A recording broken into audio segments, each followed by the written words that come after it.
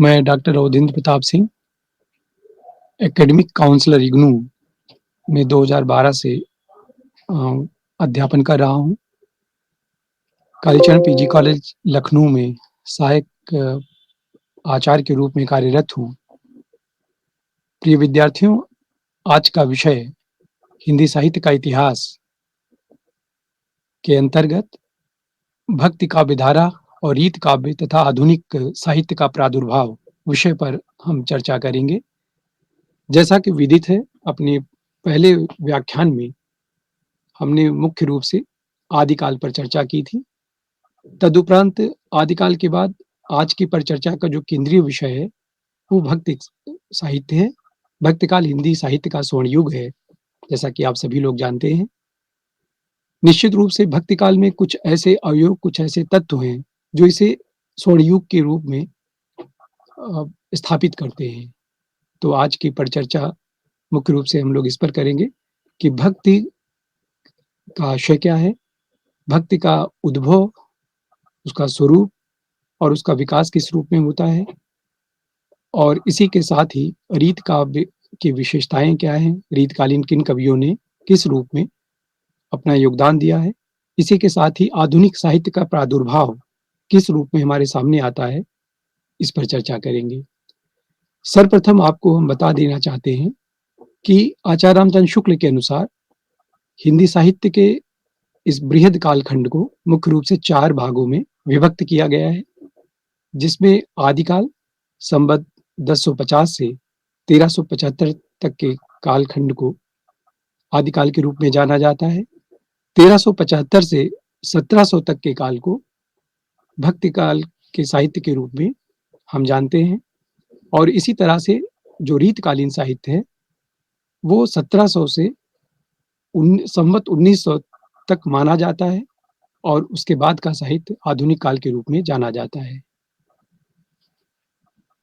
आचार्य रामचंद्र शुक्ल ने संवत 1375 से 1700 तक के कालखंड को भक्ति काल के साहित्य के रूप में बताया है। ये करीब 325 वर्षों का एक बड़ा कालखंड है, जिसमें भक्ति साहित्य की रचनाएं हमारे सामने आती हैं। इसमें कोई संदेह नहीं है कि भक्ति साहित्य अपने पूर्व के कालखंडों से काफी बृहद और समृद्धशाली साहित्य रहा है, और हमारे लिए विचारणीय और ध्यान देने की बात यह है कि भक्त साहित्य जिसकी आज हम चर्चा कर रहे हैं, उसका प्रादुर्भाव उत्तर भारत में ना होकर के दक्षिण भारत में हुआ। वो कौन से कारण थे कि दक्षिण भारत में भक्त साहित्य 7वीं शताब्दी में अपने विकास की दिशा में आगे बढ़ रहा था। भक्ति का जो सीधा आशय मोनेरिया विलियम्स ने बताया है, उन्होंने कहा है कि भक्ति भज धातु से उत्पन्न हुई है, जिसका सीधा अर्थ होता है सेवा करना, और भक्ति से तात्पर्य है ईश्वर के प्रति प्रेम व समर्पण की अभिव्यक्ति। और ये समर्पण की अभिव्यक्ति भक्तिकालीन कविता का केंद्रीय विषय रहा है, उसकी केंद्रीय प्रवृत्ति रही है। और भक्ति में इस सेवा के हमें 9 रूप मिलते हैं, जिसमें श्रवण है, कीर्तन है, स्मरण है, पाद सेवन है, इसी तरह से अर्चना, वंदना, दास, सख्य और आत्मनिवेदन। ये 9 तरह की भक्ति के रूप साहित्य में बताए गए हैं।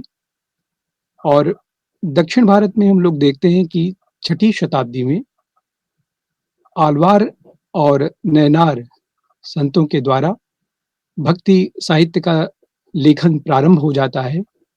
आलवार तमिल भाषा में जो वैष्णव उपासक थे, उन्हें आलवार कहा जाता है, और आलवारों की संख्या हिंदी साहित्य में 9 बताई गई है। और इनमें मुख्य रूप से जो 12 आलवार बताए गए हैं, इनमें सर्वप्रथम नाम आता है मोगय आलवार का। मोगय आलवार से जो आलवारों की परंपरा शुरू होती है, वो बहुत लंबे समय तक विद्यमान रहती है। मोएगे के उपरांत पुतंताल आलवार का नाम विशिष्ट रूप से लिया जाता है। इसी तरह से पयालवार, नम्ब आलवार, नम्माल आलवार और मधुर कवि आलवार, कुलशेख आलवार, पैरो आलवार, आंडाल आलवार। आंडाल ये एकमात्र ऐसी कवियत्री थी, जो उस समय ये महिला थीं, महिला रचनाकार के रूप में भक्तिकालीन रचनाएँ करती थी, भक्ति युक्त रचनाएँ करती थीं। इसी तरह से तोडर आलवार का नाम आता है और फिर तुरपायन आलवार और तिरुमंगई आलवार। तो इस तरह से ये 12 आलवार कवियों ने 6ठी शताब्दी और 7वीं शताब्दी में भक्ति के प्रादुर्भाव के बीच में इनका बहुत बड़ा योगदान था, इन आलवारों का। और इनके समय में भक्ति अपने चरमोत्कर्ष तक पहुंची। इसी तरह से भक्ति आंदोलन के विषय में, उसके उदय के विषय में विद्वानों के मध्य में बहुत मतभेद है। कई सारे विद्वान अपने-अपने मंतव्य के अनुसार भक्ति के उदय के भिन्न-भिन्न कारण देते हैं। इनमें सबसे पहला नाम आता है डॉक्टर जॉर्ज ग्रेशन का।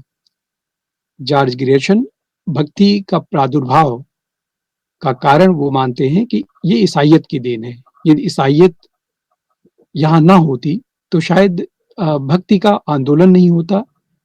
और भक्ति काल हम बताना चाहेंगे इस विषय में कि भक्ति केवल एक साधना का माध्यम नहीं था, बल्कि भक्ति एक आंदोलन था, भक्ति एक जन आंदोलन था। लोगों के बीच में, समाज में जो विविधताएँ थी, जो तमाम तरह की भेदभाव की प्रवृत्तियाँ थीं, रूढ़ियाँ थीं, उनके विरोध में आम जनमानस के बीच में जो तमाम तरह की पीड़ा थी, उसको अभिव्यक्त करने के का एक माध्यम था, जो भक्ति कालीन रचनाओं में हमें दिखाई देता है।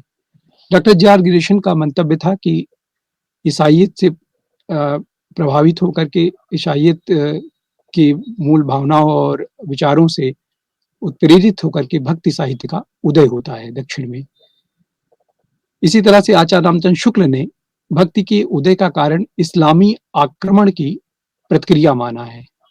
आचार्य रामचंद्र शुक्ल का मानना था कि भारत में मुसलमानों का साम्राज्य स्थापित हो चुका था और यहाँ पर हिंदुओं का आत्मगौरव और उनका आत्मसम्मान समाप्त हो चुका था। वो ये मानने लगे थे कि उनका अपना कोई अस्तित्व नहीं है, उनकी अपनी कोई भावना नहीं है। और इस तरह से मुस्लिम आक्रांताओं से पीड़ित और प्रताड़ित जनता के सामने शुक्ल जी मानते हैं कि कोई रास्ता नहीं था और इसलिए अंतिम रास्ता उनके लिए ईश्वर की शरण में जाना था। और आचार्य रामचंद्र शुक्ल जी इस बात पर बहुत बल देते हुए कहते हैं कि भक्ति का प्रादुर्भाव या भक्ति का उदय ना हुआ होता यदि भारत में इस्लाम नहीं आया होता। और इसका वो मुख्य तत्व यही देते हैं कि चूंकि यहाँ पर मुगल साम्राज्य की स्थापना हो चुकी थी और हिंदुओं का पूरी तरह से उनकी जो शक्तियां थी वो क्षीण हो चुकी थी, जिसके परिणाम स्वरूप भक्ति का उदय हुआ। लेकिन आचार्य रामचंद्र शुक्ल के इस विचार का हजारी प्रसाद द्विवेदी जी पुरजोर विरोध करते हैं और वह कहते हैं कि भक्ति का उदय दक्षिण में यदि हुआ है तो उसके लिए ना तो ईसाइयत की कोई भूमिका है और ना ही इस्लाम का। इस्लाम ना भी होता तो भी भारत में भक्ति का उदय होता और भक्तिकालीन साहित्य उसी रूप में लिखा जाता जैसे लिखा गया है, जिस रूप में हमारे सामने भक्तिकालीन साहित्य हमें प्राप्त होता है। तो इस तरह से हम लोग देखते हैं कि हजारी प्रसाद द्विवेदी आचार्य रामचंद्र शुक्ल के विचारों का खंडन करते हैं, डॉक्टर जॉर्ज ग्रेशन के भी विचारों का वे खंडन करते हैं और इसके पक्ष में वे अपना सटीक तर्क देते हैं कि भारतीय चिंतन धारा का जो स्वाभाविक विकास है वो हमें भक्तिकालीन साहित्य में प्राप्त होता है। भारतीय चिंतन धारा का स्वाभाविक विकास, बच्चों ध्यान देने की बात यह है कि आचार्य हजारी प्रसाद द्विवेदी जी की जो आस्था है वो भारतीयता के प्रति है, भारतीय मूल्यों के प्रति है और यही कारण है कि वह भक्ति साहित्य के उदय का आधार जनता की कुंठित भावना या उनकी पराजित और असहाय मना स्थिति को नहीं मानते हैं, अपितु ये मानते हैं कि ये भारतीय परंपरा में, भारतीय मूल में, भारतीय चिंतन में ये स्वाभाविक रूप से विद्यमान था, जो एक अवसर विशेष के रूप में भक्ति साहित्य के का आकार लेकर के हमारे सामने उपस्थित होता है। इसी तरह से मुक्तिबोध गजानन माधव मुक्तिबोध ने भी भक्ति के उदय के अपने तर्क और कारण दिए हैं। मुक्तिबोध ने ऐतिहासिक सामाजिक शक्तियों के रूप में जनता के दुख व कष्टों से उत्पन्न होने का कारण बताया है। उनका मानना था कि जो सामाजिक शक्तियां हैं, जो कहीं न कहीं अपने समकक्ष या अपने से नीचे दूसरों को दिखाना चाहता है, पीड़ित करता है, और समाज में एक पीड़ित वर्ग ऐसा हमारे सामने आता है, जो बहुत दुखी था, जो बहुत तमाम तरह की सुविधाओं से वंचित था। ऐसा वर्ग हमारे सामने आता है और वो फिर एक विरोध की प्रवृत्ति लेकर के आता है, एक विरोध की भावना उसके भीतर रहती है और फिर इसके परिणाम स्वरूप भक्ति का उदय होता है।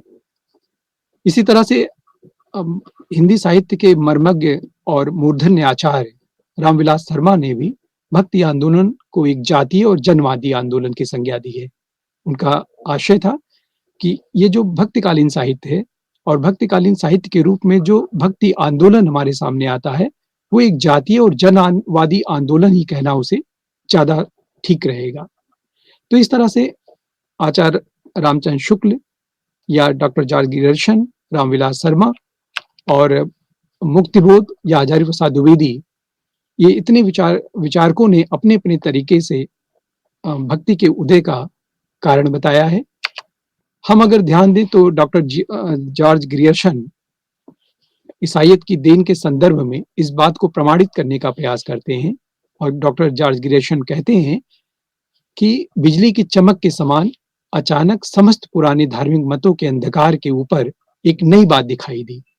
कोई हिंदू यह नहीं जानता कि ये बात कहाँ से आई और कोई भी इसके प्रादुर्भाव का कारण निश्चित नहीं कर सकता था। उनका आशय था कि ये अचानक से इस तरह की एक भावना, एक मनःस्थिति आम जनमानस में पैदा हुई, जिसके परिणाम स्वरूप भक्ति साहित्य हमारे सामने आ जाता है। इसी तरह से आचार्य रामचंद्र शुक्ल अपने इस्लामी आक्रमण की प्रक्रिया के स्वरूप में भक्ति का प्रादुर्भाव बताने का जो आधार देते हैं, वो कहते हैं कि भक्ति का जो सोता दक्षिण की ओर से धीरे-धीरे उत्तर की ओर पहले से ही आ रहा था, उसे राजनीतिक परिवर्तन के कारण शून्य पड़ते हुए जनता के हृदय क्षेत्र में फैलने के लिए पूरा स्थान मिला। आशय उनके कहने का ये है कि वो एक ऐसी उस समय की ऐसी राजनीतिक और सामाजिक स्थितियां थीं, ऐसा पूरा वातावरण था, जिसके चलते हुए सुप्त और शुष्क सोई हुई जनता के हृदय में उस समय भक्ति के इस तरह के भाव स्वाभाविक रूप से उत्पन्न होने लगे और उनको उत्पन्न होने का एक पूरा आधार मिला। इसी तरह से कबीर ने भी भक्ति के दक्षिण में उत्पन्न होने का अपना यथोचित और समुचित कारण दिया है। उन्होंने कहा कि भक्ति द्राविण उपजी लाए रामानंद, प्रगट किया कबीर ने 7 दीप 9 खंड। तो इस तरह से कबीर भी भक्ति को मूल रूप से दक्षिण में ही उत्पन्न मानते हैं और उनका मानना है कि दक्षिण में भक्ति का प्रादुर्भाव होता है और जो स्थितियां उत्तर भारत में 14वीं शताब्दी में उत्पन्न होती हैं, वो वहां पर 6वीं और 7वीं शताब्दी में हमें देखने को मिलती है कि भक्तिकालीन साहित्य के उत्पन्न होने के लिए जिन सारे अवयवों की आवश्यकता थी, जो सारे मूल कारण थे, वो वहां पहले से विद्यमान थे और जिसके कारण से भक्ति का प्रादुर्भाव हुआ। लेकिन इन सब बातों को देखते हुए, इनका अध्ययन करते हुए, मूल्यांकन करते हुए आचार्य हजारी प्रसाद द्विवेदी ने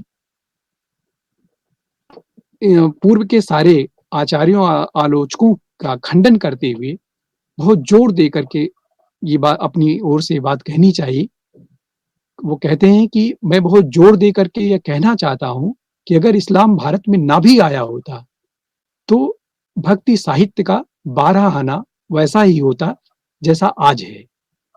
तो मूल रूप से हम इन तमाम आचार्यों और आलोचकों के मंतव्यों से परिचित होते हुए इस निष्कर्ष पर पहुंच सकते हैं कि इसमें कोई संदेह नहीं है कि भक्ति का प्रादुर्भाव दक्षिण में हुआ, जिसमें सबसे बड़ी भूमिका इसके प्रचार प्रसार में आलवारों की रही है। आलवार कवियों और संतों की रही है और उसी रूप में नैनारों ने भी इसमें अपनी महत्वपूर्ण भूमिका का निर्वहन किया। नैनारों की संख्या उस समय करीब 63 बताई जाती है नैनार 63 थे और इन नैनारों ने शैव धर्म को अपना आधार बनाया और उपासना के रूप ये शैव के उपासक थे और इस तरह से आलवार और नैनार की जो परंपरा दक्षिण भारत में 6वीं और 7वीं शताब्दी में विद्यमान थी, वो उत्तर भारत में 14वीं शताब्दी में भक्ति आंदोलन या जन आंदोलन के रूप में हमारे सामने आती है। तो हम निश्चित रूप से ये कह सकते हैं कि भक्ति का जो सोता दक्षिण में उत्पन्न हुआ था, उसे उत्तर भारत में लाने का श्रेय रामानंद जी को जाता है। आलवारों के ही क्रम में शंकराचार्य दक्षिण में शंकराचार्य का विशेष रूप से नाम लिया जाता है। उन्होंने अद्वैत दर्शन का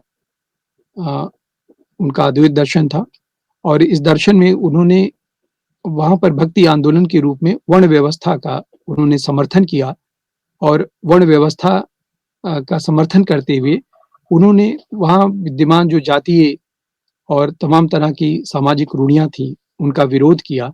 लेकिन आगे चल कर के रामानुजाचार्य ने शंकराचार्य की वर्ण व्यवस्था का खंडन किया, उसका विरोध किया और उन्होंने सभी जातियों के एक समान समझा, सभी को पूजा का अधिकार देने का उन्होंने पक्ष लिया और इस तरह से शंकराचार्य और शंकराचार्य से होते हुए रामानुजाचार्य और फिर रामानुजाचार्य के बाद उसी क्रम में रामानंद ने भक्ति को दक्षिण भारत से उत्तर भारत की ओर लाने का उपक्रम किया और वो उत्तर भारत में भक्ति को ले आए और फिर यहाँ पर भक्ति का हमें एक बहुत व्यापक रूप दिखाई देता है और उसका सबसे बड़ा परिणाम है कि भक्ति साहित्य जो विपुल और बहुत समृद्धशाली साहित्य है हमारे सामने है, जिसमें कबीर, सूर, तुलसी और जायसी जैसे बड़े कवि हैं, मीरा जैसी कवित्री हैं।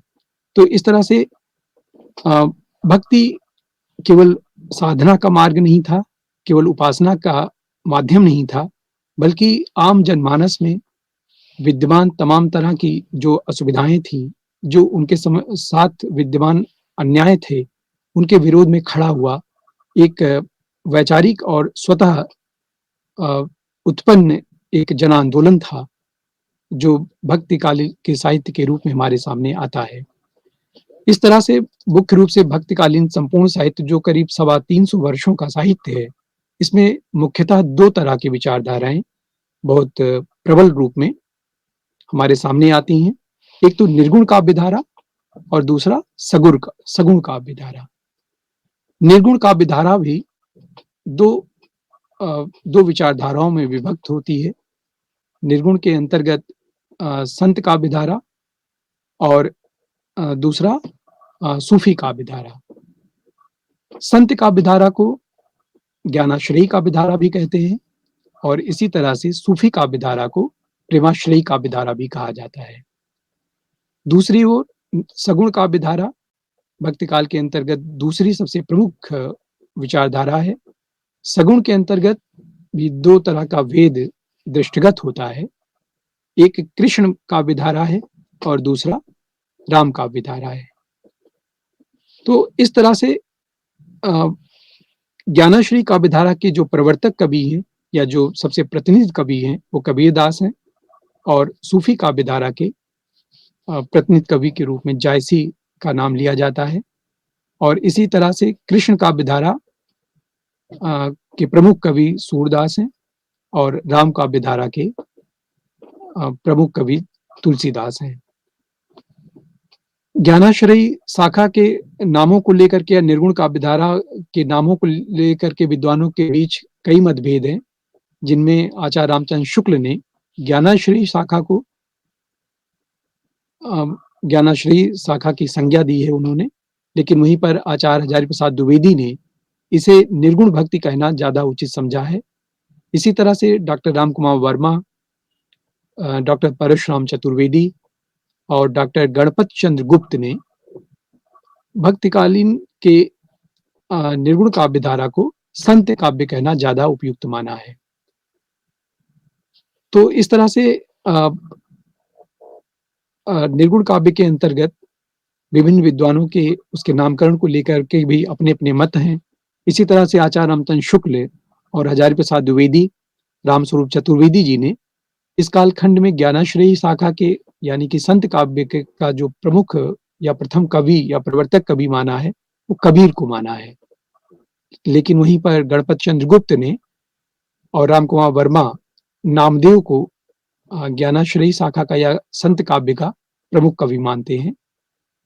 तो इस तरह से विद्वानों के बीच ही उनके प्रथम या द्वितीय होने पर अपने-अपने दृष्टिकोण और मतभेद हैं।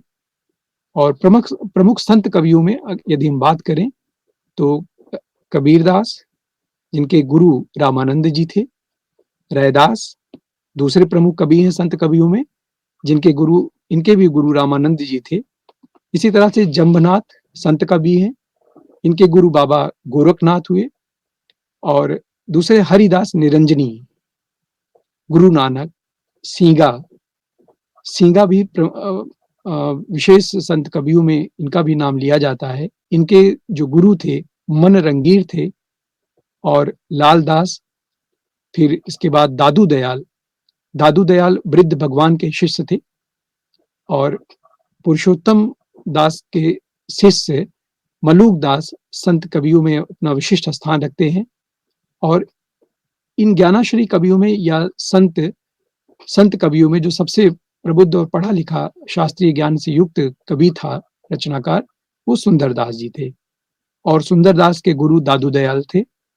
रज्जब भी संत कवियों में संत कवि हैं। तो इस तरह से कबीर, रैदास, जंबनाथ, हरिदास निरंजनी, गुरु नानक, सींगा, लालदास, दादू दयाल, मलूक दास और सुंदरदास, इन कवियों ने संत साहित्य को बहुत रचनात्मक रूप से समृद्धशाली बनाया और उसे आगे बढ़ाया। इन सारे संत कवियों में जो प्रमुख रूप से नाम लिया जाता है, वो इसके प्रतिनिधि कवि के रूप में कबीरदास का नाम लिया जाता है। और कबीर की जो संपूर्ण वाणी है, उसका संग्रह या उसका संकलन इनके प्रिय शिष्य धर्मदास ने किया। बीजक नाम से उन्होंने 1464 ईस्वी में इसका प्रकाशन किया। और बीजक को मुख्य रूप से 3 भागों में विभक्त किया जाता है। इसमें रामायणी है। रामायणी से आशय है कि रामायण, और ये जो रामायणी है, ये दोहा, चौपाई, ब्रज भाषा और पूर्वी बोली में लिखी गई है। ये रामायणी की अपनी विशेषता है। इसी तरह से सबद इसकी दूसरी कोटि है। सबद का शाब्दिक अर्थ होता है शब्द से। सबद के अंतर्गत कबीरदास ने गेय पदों की रचना की है। इसमें जितने भी इनके पद हैं वो लगभग गीता युक्त हैं। गीता की इसमें प्रधानता है सबद युक्त रचनाओं में इनके। और ये ब्रज भाषा और पूर्वी युक्त बोली का इसमें प्रयोग किया है कबीर ने। इसी तरह से जो उनकी अंतिम श्रेणी है वो साखियां आती हैं। साखी से आशय है साक्षी से। साखी के अंतर्गत इसे दोहा और राजस्थानी पंजाबी मिश्रित खड़ी बोली इसमें प्रयुक्त हुई है। तो इस तरह से कबीरदास का जो संपूर्ण उनका उपदेश था, वो स्वयं ही कहते हैं कि वो पढ़े लिखे नहीं थे। जो कुछ वो बोल देते थे, उनके शिष्य उसको कंठस्थ करते थे और कालांतर में उसे ही संकलित करके बीजक के रूप में प्रकाशित किया गया। तो ये उनके सारे उपदेश इन 3 तरह की रचनाओं के अंतर्गत समायोजित हैं, जो बीजक के रूप में ये सब मतलब प्रकाशित हुई हैं। कबीर को लेकर के तमाम तरह के विद्वानों ने अब अपने-अपने तरीके से उनके विषय में अपना-अपना विचार दिया है। और यदि मूल रूप से आचार्य रामचंद्र शुक्ल तो यहाँ तक कहते हैं कि इसमें कोई संदेह नहीं है कि कबीर ने ठीक मौके पर जनता के उस बड़े भाग को संभाला जो नाथपंथियों के प्रभाव से प्रेम भाव और प्रेम रस से शून्य शुष्क पड़ता जा रहा था। तो कबीर जिस समय उत्पन्न होते हैं, कबीर का जन्म करीब 1398 ईस्वी में और इनकी मृत्यु 1518 ईस्वी मानी जाती है। काशी में इनका जन्म होता है। कबीर स्वभावतया एक कवि थे, संत थे, समाज सुधारक थे और एक बहुत सहज व्यक्ति थे, बहुत उच्च कोटि के समर्पित भक्त थे। तो कबीर में, उनके व्यक्तित्व में एक साथ बहुत सारी खूबियां हमें दिखाई देती हैं। यही कारण है कि आचार्य हजारी प्रसाद द्विवेदी उन्हें भाषा का डिक्टेटर कहते हैं, कि वो भाषा को जिस तरह से इस्तेमाल करते हैं, जिस तरह से डंके की चोट पर वो अपनी बात कह जाते हैं, वो बहुत अद्वितीय और अ, अद्भुत है। अन्य कवियों से उन्हें बहुत भिन्न बनाता है। इसी तरह से आचार्य बाबू श्याम सुंदर दास या आचार्य रामचंद्र शुक्ल, इन लोगों ने भी कबीर के विषय में अपने-अपने तरीके से अपना-अपना विचार रखा है। बाबू श्याम सुंदर दास उनकी भाषा के संदर्भ में कहते हैं कि कबीर की जो भाषा है, वो पंचमेल खिचड़ी है। वहीं पर आचार्य रामचंद्र शुक्ल उनकी भाषा का अध्ययन करते हुए, मूल्यांकन करते हुए बताते हैं कि सदुक्कड़ी भाषा शैली, यानी कि कबीर की जो भाषा है वो सदुक्कड़ी भाषा है। अब साधुओं की कौन-सी भाषा होती है? यानी कि कबीर जैसा कि कबीर जिस कालखंड के हैं, ज्ञानाश्रयी का शाखा के हैं, यानी कि ज्ञान प्रमुख रूप से उनके चिंतन का हिस्सा है, और उनकी आस्था जितनी भक्ति में है, उतना वो ज्ञान के भी पक्षधर दिखाई देते हैं। ज्ञान ईश्वर तक पहुँचने के लिए वो ज्ञान को भी माध्यम मानते हैं, और उनके इस ज्ञान को या ज्ञान के साथ ही साथ वो लोग सारे संत हैं, कवि संत हैं। स्वाभाविक रूप से वो गृहस्थ जीवन का यापन करते हुए भी सन्यस्त जीवन की भावना से युक्त हैं। कबीर उनमें से श्रेष्ठ रूप में हमारे सामने आते हैं। तो कबीर का बहुत सारा आयाम हमें उनके व्यक्तित्व में दिखाई देता है, और कबीर हर उस बात का, अगर उनका हम भक्ति भावना की बात करें, तो कबीर में भक्त भावना के रूप में नामकरण की महत्ता दिखाई देती है। वो वो अपने आराध्य के प्रति उसके नाम को ही लेकर के इतने आश्वस्त हैं कि उस नाम में जो गुण है और नाम में जो शक्ति है, वो स्वयं शायद उस व्यक्ति भी में न हो, इसलिए वो नाम की महिमा का गुणगान बराबर अपनी कविताओं में, अपने दोहों में करते रहते हैं। इसी तरह से भक्ति भावना के रूप में उनकी जो आचरण की शुद्धता है, जितने संतवादी कवि हैं, वो सारे आचरण की शुद्धता पर अत्यधिक बल देते हैं। वो शास्त्रीयता के ज्ञान के उतने पक्षधर नहीं है कि व्यक्ति बहुत विद्वान ही हो, बहुत सारी भाषाओं का ज्ञाता ही हो, बहुत उसको वो अध्ययनशील हो, या बहुत सारे क्षेत्र में उसे ज्ञान हो, ज्ञान युक्त हो। इससे कहीं ज़्यादा अच्छा है कि उसके आचरण की शुद्धता में वो बातें दिखाई देनी चाहिए, जो वो चिंतन में अपने ले आता है, जो सोचता है, या जो उसका अपना दृष्टिकोण है। इसलिए कबीर की जो ज़्यादा उनका इस बात पर बल था कि आचरण की शुद्धता एक महत्वपूर्ण पक्ष है किसी व्यक्ति के लिए। इसलिए किसी का अच्छा कवि होना या किसी का अच्छा रचनाकार होने से ज़्यादा श्रेष्ठ है कि वो बातें उसके आचरण में भी दृष्टिगत हों। इसी तरह से वो प्रपत्ति भाव, उनकी भक्ति भावना में प्रपत्ति भाव का पक्ष बहुत बल दिया जाता है प्रपत्ति भाव पर। प्रपत्ति भाव से मतलब है कि आत्मनिवेदन और शरणागत होकर के ईश्वर के प्रति वो आत्मनिवेदन करते हैं, या उनके शरणागत हो जाते हैं कि मुझ में कोई सामर्थ्य नहीं है, जो कुछ है वो तुम में है। और इसके लिए वो मुख्य रूप से जो बाधा मानते हैं, वो अहंकार को मानते हैं। जब मैं था तब हरि नहीं, अब हरे मैं नाए, सब अंधियारा मिट गया जब दीपक देखा माए। तो इस तरह से अहंकार मुक्त होकर के व्यक्ति ईश्वर के ज़्यादा निकट जा सकता है, और इसलिए सबसे पहले उसे अपने अहम से, अपने अहंकार से बाहर आना चाहिए। इसी तरह से ईश्वर के प्रति अटूट विश्वास, कबीर की भक्ति भावना में, या सारे संत कवियों की जो मूल भावना है, वो ईश्वर के प्रति अटूट विश्वास में निहित है। वे अपने ईश्वर के प्रति इतने दृढ़ होकर के समर्पित हैं, इतनी दृढ़ता के साथ समर्पण की भावना उनमें दिखाई देती है कि वे अपने आराध्य के इतर कुछ भी नहीं सोचते हैं, न समझना चाहते हैं, न जानना चाहते हैं, न पाना चाहते हैं। उनके जीवन की हर सांस केवल अपने आराध्य के लिए समर्पित है, आराध्य तक जाने के लिए उद्यत है। इसी तरह से वैराग्य भावना, भक्तिकालीन कवियों में वैराग्य की एक जो भावना है, वो लगभग भक्तिकालीन कवियों में हमें दिखाई देती है। विशेष रूप से यदि हम कबीर की बात करें, उनकी भक्ति भावना की बात करें, तो उसमें वैराग्य की भावना कूट-कूट कर भरी है, और उन्हें सांसारिक मोह, लिप्सा या महत्वाकांक्षा या लोकेशना की भावना कहीं भी इन कवियों में नहीं दिखाई देती है। जो कुछ वो करते हैं, वो स्वांता सुखाय करते हैं, कहीं न कहीं उनको समाज के लिए अपने को समर्पित करना, समाज के लिए अपना सर्वस्व त्यागने की भावना से ओतप्रोत पाना, ये उनका एक सहज और स्वाभाविक गुण होता था। और ये आगे चल कर के आचार्य तुलसी के भी काव्य में हम देखते हैं, जब वो रामचरितमानस लिखते हैं और वहाँ कहते हैं कि स्वांतः सुखाय तुलसी रघुनाथ गाथा भाषा निबंध मत मंजुल मातनोद।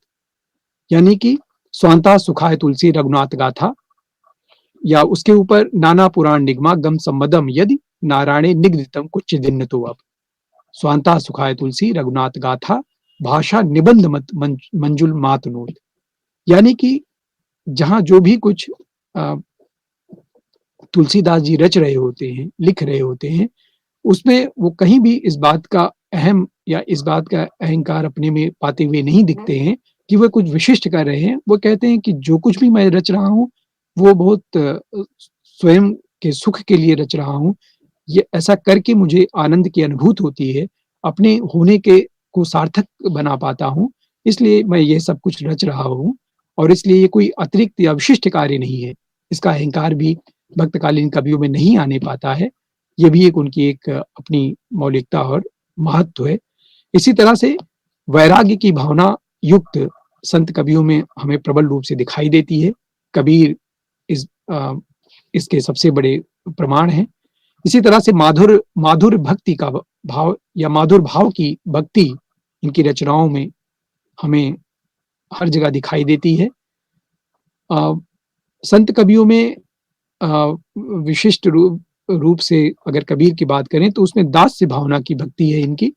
दास्य भावना ये अपने आराध्य के प्रति, अपने ईश्वर के प्रति, अपने उस परमात्मा के प्रति दास्य भावना से युक्त होकर के जाते हैं। वे अपने को सेवक ही समझते हैं और सेवक के रूप में ही अपने आराधक के सामने स्वयं को समर्पित करते हैं।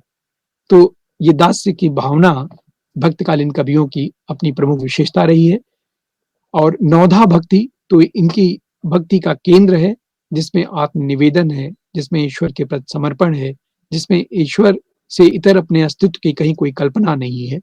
तो इस तरह से कबीर की जो भक्ति भावना है वो नवधा भक्ति, दास्य भाव, वैराग्य, ईश्वर के प्रति अटूट विश्वास, प्रपत्ति भाव, आचरण की शुद्धता और नाम के स्मरण को लेकर के बहुत चैतन्य है। और इस तरह से कबीर का जो पूरा रचना संसार है, उनका पूरा जो प्रदेय है, वो इसी रूप में दृष्टिगत होता है।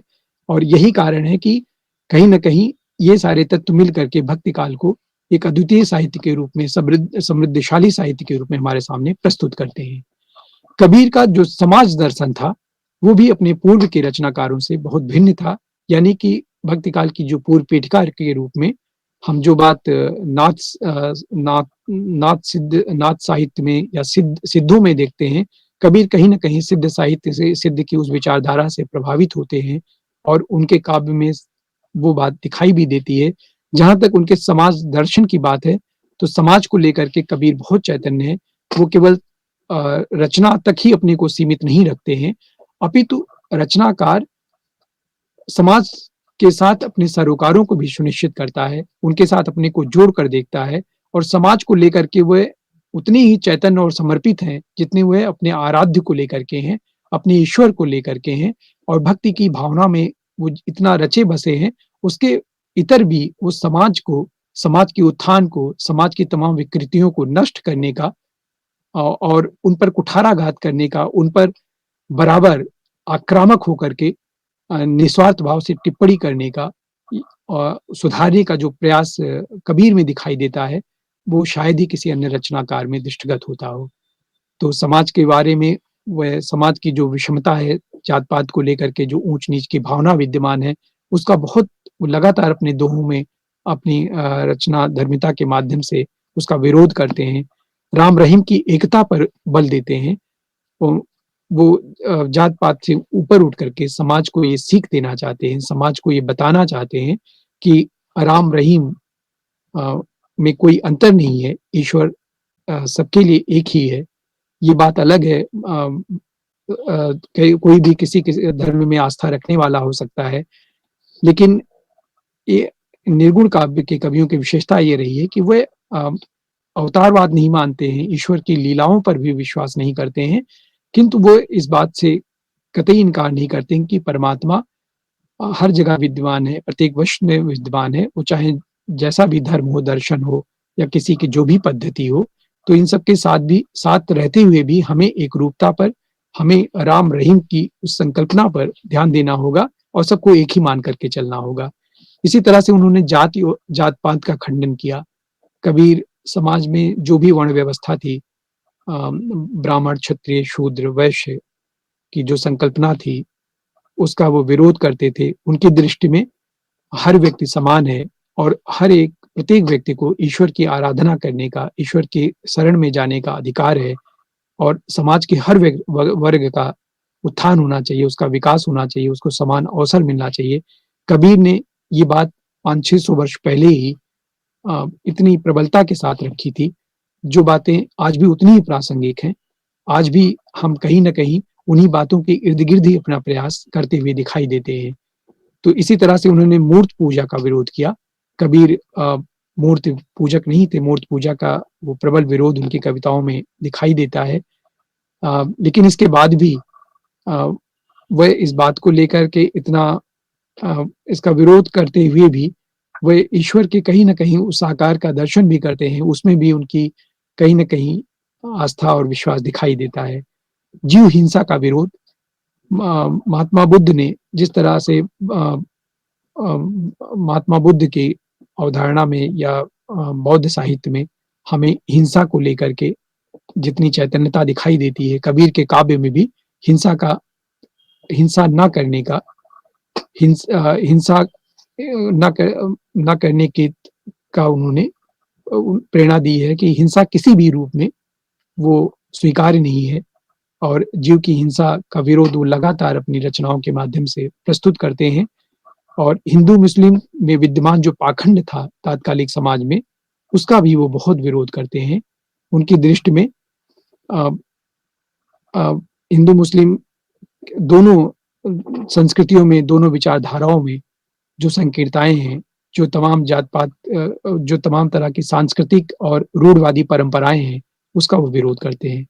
तो कबीर दास का जो व्यक्तित्व है आयामी व्यक्तित्व है और उनकी रचनाएँ भी उसी तरह से बहुत व्यापक रूप में हमारे सामने आती हैं और वो लगातार समाज के एक बहुत व्यापक रूप का चित्रण करते हैं अपनी कविताओं में। तो इस तरह से कबीर दास पहले ऐसे क्रांतिकारी और ऐसे प्रखर विचारक और समाज सुधारक थे, जिन्होंने समाज में विद्यमान तमाम तरह की विषमताओं और विसंगतियों को दूर करने का प्रयास किया। तो इस तरह से कबीर का जितना रचनात्मक अवदान है साहित्य के लिए, उससे कम उनका वैचारिक और सामाजिक अवदान नहीं है, जिससे प्रेरणा लेते हुए जिसकी प्रासंगिकता आज भी उतनी ही है।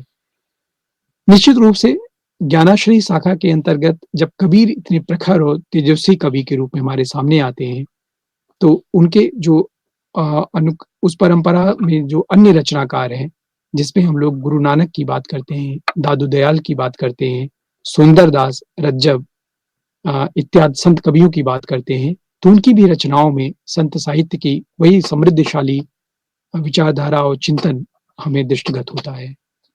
इसी तरह से अ, कबीर अ, कबीर के बाद फिर हम लोग गुरु नानक की बात करें, तो गुरु नानक की जो कविताएँ हैं, गुरु नानक के कई सारे संग्रह उपलब्ध होते हैं, जिनमें जपुजी है, आस दी बार है, रहीदास उनका एक संकलन है कविता का। इसी तरह से सोहिला और नसीहतनामा, ये गुरु नानक की रचनाएँ हैं, जिनमें उन्होंने अ अ, भक्ति भावना से ओतप्रोत रचनाएँ की, साथ ही साथ समाज में विद्यमान तमाम तरह की जो मूलभूत समस्याएँ थी, उनको भी अपनी कविता का विषय वस्तु बनाया। इसी तरह से दादू दयाल की जो रचनाएँ हैं, वो हरडेवाणी में संकलित हैं और अंगबधू, काया बोली इत्यादि उनकी अन्य रचनाएँ हैं। और इसी तरह से मलूक दास संत कवियों में अपना विशिष्ट स्थान रखते हैं और मलूक दास के बारे में तो कहा जाता है कि अ, इन्होंने बहुत सहज जीवन या सबके दाता राम हैं, इनकी पंक्ति बहुत मशहूर है, दास मलुका कह गए सबके दाता राम। तो इनकी रचनाएँ भी भक्तिकालीन काव्य के रूप में, जैसे इनका रत्न खान है, ज्ञान बोध है, भक्ति विवेक है, सुख सागर और रामावतार इत्यादि जो इनके काव्य संकलन है, जिसमें इनकी कविताएँ साहित्य से भक्ति से युक्त कविताएँ इनमें संकलित हैं। इसी तरह से शब्द और लीला इनके 2 अन्य काव्य ग्रंथ हैं। तो मलुक दास की अन्य रचनाएँ अभी भी उपलब्ध हैं, जिनमें मुख्य रूप से हम भक्ति विवेक, सुख सागर, रामावतार, शब्द लीला और ज्ञान बोध इत्यादि रचनाओं की बात करते हैं, और जिसके माध्यम से इन्होंने भक्ति का अपने आराध्य के प्रति उस भक्ति की भावना का उद्घाटन किया है, भक्ति भावना को व्यक्त किया है। और इस कालखंड के संत कवियों में सबसे जो श्रेष्ठ पढ़े लिखे शास्त्रीय ज्ञान से युक्त जो कवि थे, वो सुंदरदास थे। सुंदरदास का सुंदर विलास सर्वश्रेष्ठ काव्य ग्रंथ है। सुंदर विलास के अलावा उनका ज्ञान समुद्र एक अन्य रचना है। तो इस तरह से गुरु नानक, दादू दयाल, मलुक दास, सुंदरदास, रज्जब और रैदास, कबीर इत्यादि संत कवियों ने भक्ति काल के अंतर्गत संत काव्य के कवियों ने भक्ति काल के अंतर्गत उस साहित्य को, उस भावना को इन काव्य के माध्यम से बहुत समृद्धशाली बनाया, बहुत आगे बढ़ाया। इसी तरह से संत काव्य से इतर जो निर्गुण काव्य की 2 शाखाएं थी, जिनमें संत काव्य के इतर प्रेमाश्रयी शाखा या उसी को सूफी काव्य धारा भी कहते हैं, उसकी बात आती है। भारत में सूफी धर्म का प्रचार प्रसार 12वीं शताब्दी में ख्वाजा मोइनुद्दीन चिश्ती ने किया। वैसे मुख्य रूप से 4 तरह की विचारधाराएं, सूफी काव्य भी 4 तरह की विचारधाराएं, हमें 4 तरह के संप्रदाय हमें हमारे यहाँ दिखाई देते हैं, जिसमें चिश्ती संप्रदाय है, मोइनुद्दीन चिश्ती इसके प्रवर्तक हैं। दूसरा सोहरावर्दी संप्रदाय है, जिसके जलालुद्दीन सुर्खपोश इसके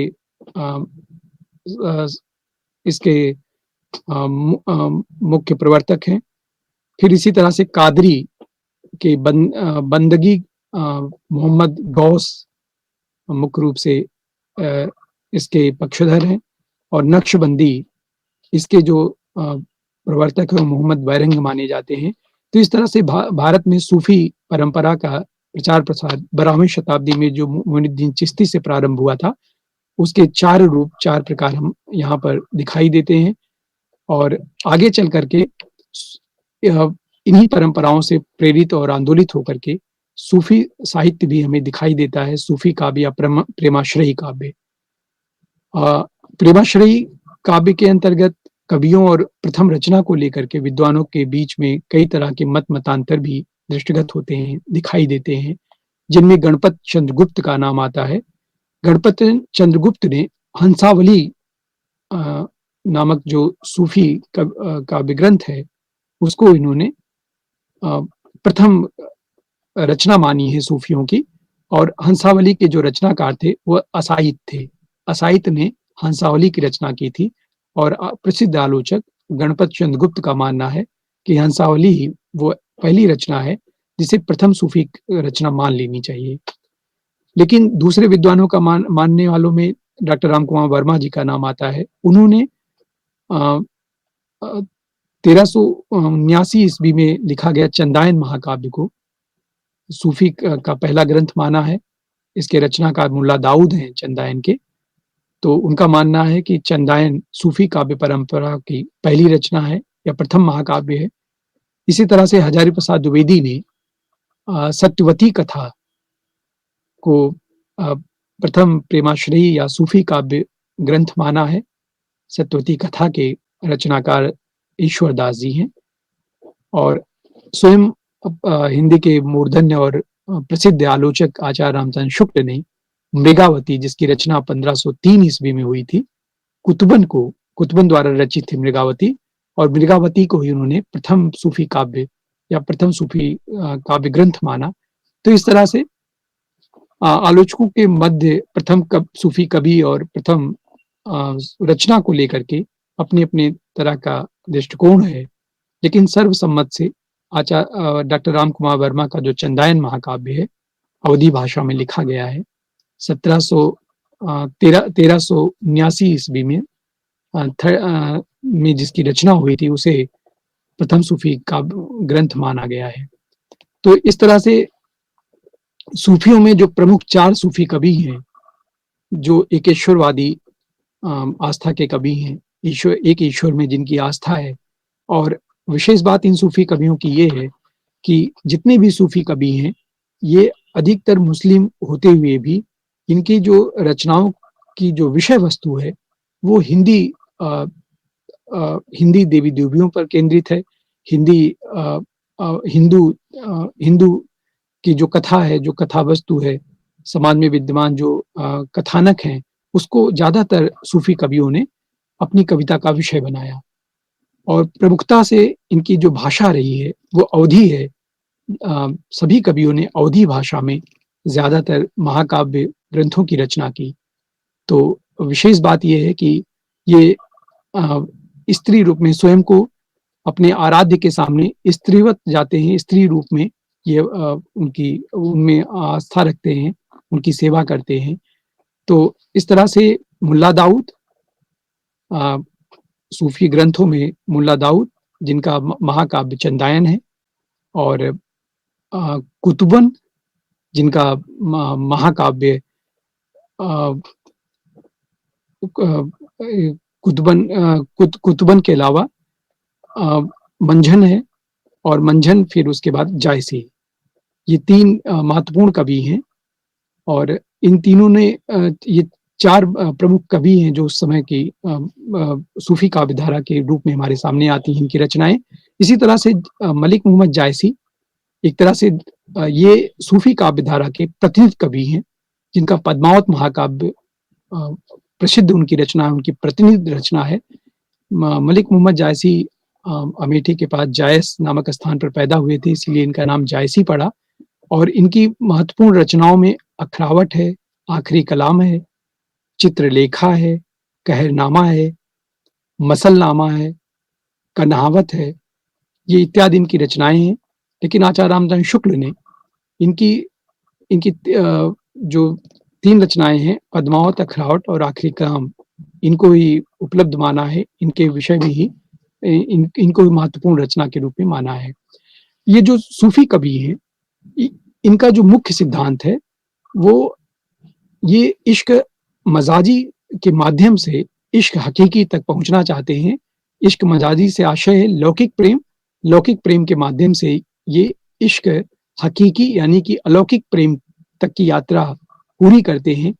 इसके लिए इनके साधक कुछ तरह के चरणवत उपासना का माध्यम बना करके चलते हैं, जिनमें नफ्स है मुख्य, इनके साधक जिसका अनुकरण करते हैं। नफ्स का आशय है इंद्रिय, और शरीयत है धर्म ग्रंथों के माध्यम से, जिसमें शरीयत का निषेध होता है। रूह यानी कि आत्मा, फिर तरीकत यानी कि हृदय की शुद्धता, और कल्ब यानी कि हृदय, फिर हकीकत यानी कि भक्ति उपासना से सत्यबोध तक की यात्रा, अक्ल, बुद्धि और मार्फत, सिद्धावस्था।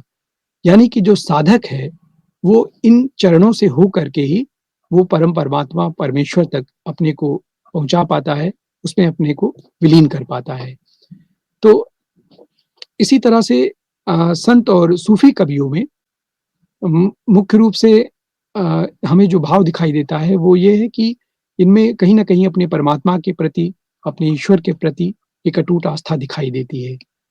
नारद भक्त सूत्र में भी भक्ति के 11 भेद बताए गए हैं, और इन 11 भेदों के माध्यम से 11 भेदों के अलग अलग माध्यमों को कोई भी साधक, कोई भी उपासक, कोई भी भक्त अपना आधार बना लेता है, उनको माध्यम बनाता है, और फिर अपने परमात्मा तक अपने को पहुंचाकर उनमें तिरोहित कर पाता है। नारद भक्त सूक्त में जो 11 भेद बताए गए हैं भक्ति के, उनमें मुख्य रूप से गुण महात्म शक्ति है, रूपा शक्ति है, पूजा शक्ति है, यानी कि ईश्वर की गुण से प्रेरित होकर के या उसके रूप से आकृष्ट होकर के जो साधक है, वो उनकी आराधना में लीन होता है या उनका स्मरण करता है, उनका उनका पूजन करता है। दास्य भावना की दास की शक्ति और इसी तरह से सख्य शक्ति, कांता शक्ति, वात्सल्य शक्ति, आत्मनिवेदन की शक्ति, तन्मयता शक्ति और परम विराग शक्ति।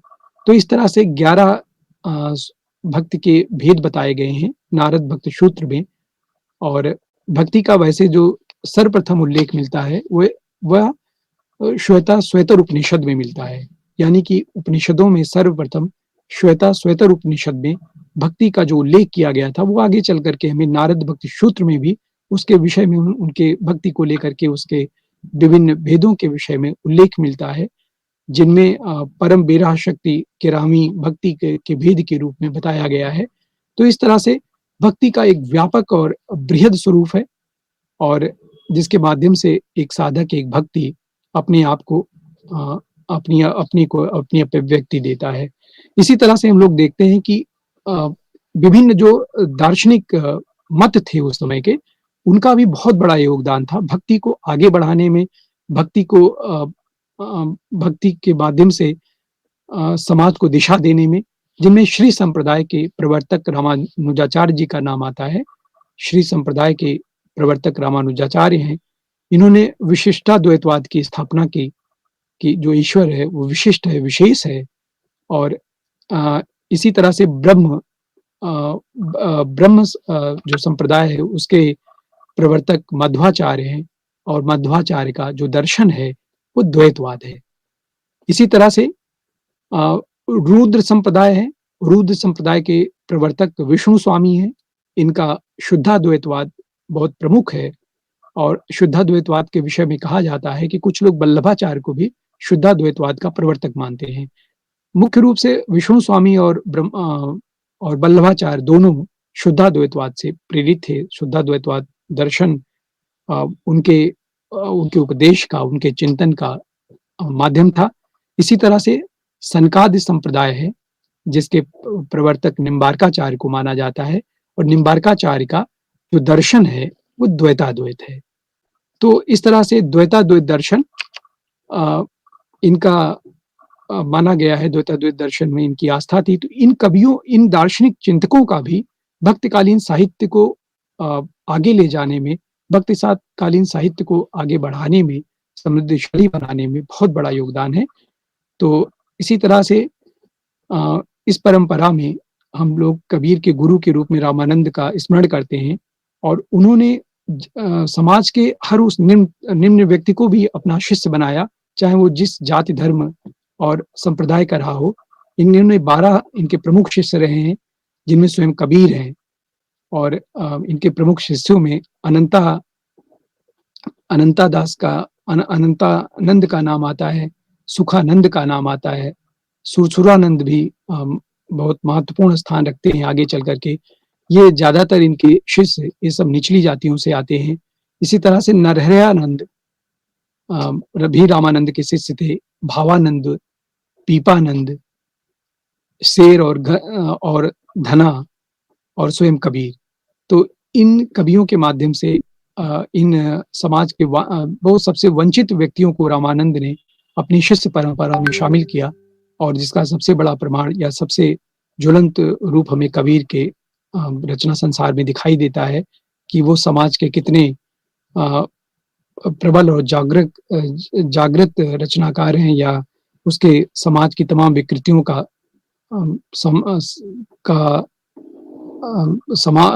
समाप्त करने के लिए संकल्पित दिखाई देते हैं। तो इसी तरह से सूफी काव्य धारा और संत काव्य धारा, इनका भक्तिकालीन साहित्य में बहुत महत्वपूर्ण योगदान है। और फिर हम बात करते हैं राम काव्य धारा की, जिनमें तुलसी सबसे विराट कवि के रूप में, सबसे बड़े कवि के रूप में हमारे सामने आते हैं।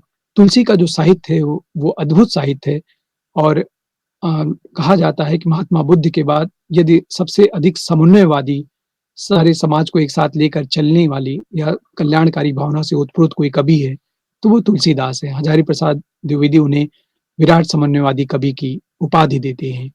तुलसीदास जी का जो साहित्य है वो बहुत विपुल है, बहुत समृद्धशाली है, बहुत व्यापक है। समाज में विद्यमान अ, जितनी भी जटिलताएँ हैं, जितनी भी रूढ़ियाँ हैं, परंपरागत समस्याएँ हैं, राष्ट्रीय भावना से ओत-प्रोत जो तत्व हैं, उन सारी चीज़ों का समायोजन या अपने साहित्य में, अपनी कविता में करते हैं। इनकी प्रमुख रचनाओं में वैराग्य संदीपनी है, रामाज्ञा प्रश्न है, रामलला नहछू है, जानकी मंगल है, रामचरितमानस है। रामचरितमानस अवधी भाषा में लिखा गया इनका सबसे प्रसिद्ध महाकाव्य है, जिसकी शुरुआत अ ये वर्णानामर्थ संघानाम रसानाम छंद सामप मंगलानाम च कर्तारो वंदे वाणी विनायको इस रूप में करते हैं और ये कुल 7 सर्गों में विभक्त है, खंडों में विभक्त है और इसी तरह से पार्वती मंगल है, कृष्ण गीतावली, विनय पत्रिका, दोहावली, बरवे रामायण और कवितावली। ये तुलसीदास की कुल प्रमुख 12 रचनाएँ हैं, 12 काव्य ग्रंथ हैं, जो अ, भक्तिकालीन साहित्य को समृद्धशाली बनाने में अपना महत्वपूर्ण योगदान देते हैं। इसी तरह से अष्टछाप के जो कवि थे, उनका भी भक्तिकालीन साहित्य में बहुत बड़ा योगदान है और अष्टछाप कवियों में इसकी जो स्थापना किया था, वो वल्लभाचार्य के प्रिय पुत्र विट्ठल नाथ ने किया था। उन्होंने स्वयं के 4 कवियों को और वल्लभाचार्य के 4 शिष्यों को इसमें शामिल करते हुए अष्टछाप की स्थापना किया। कुंभन दास, सूरदास, परमानंद दास, कृष्णदास ये 4 कवि उन्होंने इन 4 कवियों को उन्होंने वल्लभाचार्य के शिष्यों से लिया और स्वयं अपने शिष्यों में गोविंद स्वामी, चीत स्वामी, चतुर्भुज दास और नंददास को शामिल किया। तो इस तरह से अष्टछाप के कवियों में एक प्रमुख कवि 8 कवि हैं, जिन्होंने भक्तकालीन साहित्य को आगे बढ़ाने में, भक्तकालीन साहित्य को एक नई दिशा और ऊंचाई देने में महत्वपूर्ण योगदान दिया। इसी तरह से कृष्ण काव्यधारा के प्रवर्तक कवि सुंदर आपके सूरदास जी हैं और सूरदास का सूरसागर, सूरसरावली, साहित्य लहरी इनके 3 महत्वपूर्ण महाकाव्य हैं और कृष्ण की उपासना या वात्सल्य का जो अद्भुत भाव इनके काव्य रचनाओं में दिखाई देता है, वो किसी अन्य विश्व के अन्य साहित्यकार में नहीं है। आचार्य रामचंद्र शुक्ल जी सूरदास के विषय में कहते हैं कि सूरदास का जो वात्सल्य प्रेम है, वात्सल्य की भावना जो उनकी कविताओं में निहित है, वो अद्वितीय है और विश्व के किसी भी साहित्य में इस तरह का भाव किसी भी रचनाकार के में नहीं मिलता है, जितना बाल्यकाल का और जितना अद्भुत और अद्वितीय वर्णन सूरदास ने अपने काव्य में किया है। तो हम लोग देखते हैं कि सूर साहित्य, कृष्ण साहित्य, जो ये निर्गुण काव्य धारा और सगुण काव्य धारा के माध्यम से ये कबीरदास से होते हुए जो परंपरा शुरू हुई थी, वो कबीरदास, चायसी और फिर सूरदास और तुलसीदास से होते हुए आपके उत्तरोत्तर आगे बढ़ता जाता है। तो निश्चित रूप से डॉक्टर जॉर्ज गिरेशन ने सर्वप्रथम हिंदी साहित्य के भक्ति काल को स्वर्ण युग कहा था। इसमें कोई संदेह नहीं है कि हिंदी साहित्य का स्वर्ण युग भक्ति काल है, भक्तिकालीन साहित्य है, क्योंकि जितना समृद्धशाली और जितनी विविधताओं से युक्त साहित्य भक्ति काल में मिलती है और सीधा-सीधा समाज से जिस तरह से अपना सरोकार भक्तकालीन साहित्य रखता है, वह अद्वितीय है। इसी तरह से रीतकालीन साहित्य पर हम लोग अति संक्षेप में बात कर लेते हैं। रीतकालीन साहित्य मुख्य रूप से रीतबद्ध, रीति सिद्ध और मुक्त साहित्य के रूप में विभक्त है। रीतबद्ध वह साहित्य है जिसमें लक्षण ग्रंथ और उदाहरण के रूप में काव्य ग्रंथ लिखे गए, लक्षण ग्रंथ लिखे गए और इसी तरह से रीत सिद्ध वह साहित्य है जिसमें आपके बिहारी मुख्य रूप से लिखते हैं कि यानी कि जो रीत का पूरा ज्ञान रखते हैं, उसका उपयोग करते हैं, लेकिन वो अपनी तरह का काव्य रचते हैं। इसी तरह से स्वच्छंद रूप में से रीत मुक्त काव्य लिखा गया, जिसमें आलम बोधा ठाकुर और घनानंद मुख्य रूप से स्वच्छंद कवि के रूप में हमारे सामने आते हैं।